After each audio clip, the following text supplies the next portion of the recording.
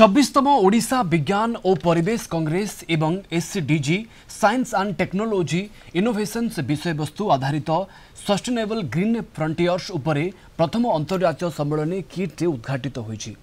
30 तारीख पर्यंत 3 दिन व्यापी अनुष्ठित होबाकु थिबा ए अंतर्जातीय सम्मेलन को किट और किस प्रतिष्ठाता डॉक्टर अच्युत सामंत उद्घाटन करी रसायन विज्ञान क्षेत्र में जीवन व्यापी अवदान पाई प्रतिवर्ष जड़े रसायन विज्ञानी को किट पक्षरु 1 लाख टंका पुरस्कार राशि प्रदान कराजिबो बोली घोषणा करथिले। निरंतर सबुज सीमा उपरे एही प्रथम अंतर्जातीय सम्मेलन ओडिशा एनवायरनमेंट सोसाइटी एवं किट विश्वविद्यालय मिलित उद्यम आयोजित होईछि।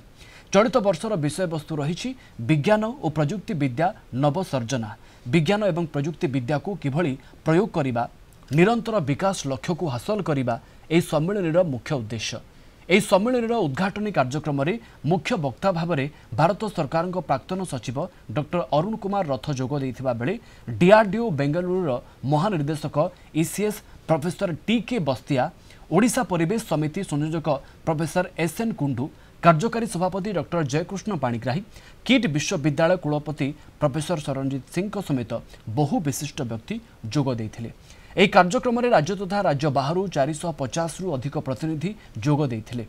ए अवसर में विज्ञान क्षेत्र में उल्लेखनीय अवदान निमंते पदार्थ विज्ञानी प्रोफेसर लंबोदर प्रसाद सिंह, जीव विज्ञानी पद्मश्री प्रोफेसर आदित्य प्रसाद दास, परिवेश विज्ञानी प्रोफेसर विनोद चंद्र चौधरी एवं यांत्रिक विज्ञानी डॉक्टर विनय कुमार दास को संबर्धित करा जायथिला। डॉक्टर जयकृष्ण पाणिग्राही को एही सम्मेलन आवाहक रूप में 15 वर्षर अवदान निमंते मध्य सम्मानित करा जायथिला।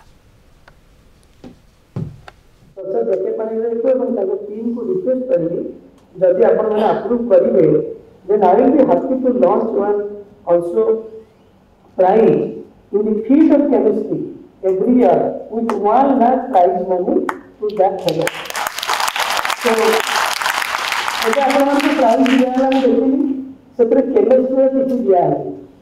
तेनो मु भाबुची भगवान मो पई छाडतले प्राय मु देखि तो प्रति वर्ष आपण माने डिसाइड करिवे सिलेक्शन सब करिवे आमे खाली आपण को लाख टका प्राइज मनी पठेबु एवं एटा चिराचरित प्रचार करा आमे को अनुष्ठान आमे देखिनु किभली खाद्य उत्पादन वृद्धि हब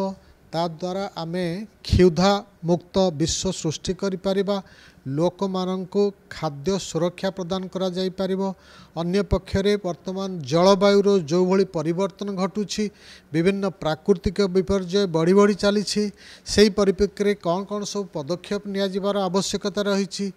पुणी देश देश मध्य किभली सुसंपर्क स्थापन हब विश्व स्तर रे एवं पार्टनरशिप से माने संयुक्त होई सेमानक मध्य समन्वय स्थापन होई विभिन्न समस्यार समाधान करा जाई पारिबो।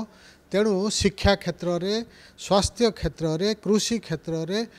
पानीय जल क्षेत्र रे जो जीव जंतु जैव विविधता रही तार सुरक्षा क्षेत्र में कौन कौन सब कार्यक्रम ग्रहण करा जाई पारिबो आशा करिबा जो युव वैज्ञानिक माने बा जो माने वर्तमान गवेषणा कार्य रे लिप्त अछंती सेमानेकर नूतन चिंताधारा द्वारा आगामी दिन में आम राज्य आम राष्ट्र एवं विश्वर विभिन्न समस्या को आमे समाधान करिबारे सक्षम हेबा एई लक्ष्य रे एई कॉन्फ्रेंस टी आयोजित हेछि।